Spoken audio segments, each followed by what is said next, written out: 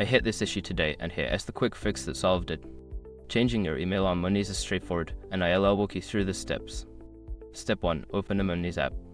Launch the Monese app on your smartphone. Make sure you are logged into your account. Step 2. Go to Account Settings. Tap on the profile icon or the settings gear, usually located in the top right corner of the app. This will take you to your account settings. Step 3. Select Personal Information. In the Account Settings menu, look for the option labeled Personal Information or Account Details. Tap on it to proceed.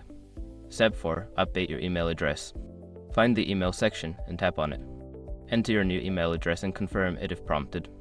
Make sure there are no typos. Step 5. Save changes. After updating your email, look for Save or Update button at the bottom of the screen. Tap it to save your changes. You may receive a confirmation email at your new address. If you don't see the confirmation email, check your spam folder just in case. I hope this guide makes it easy for you to update your email on Monese. If you have any questions, feel free to ask.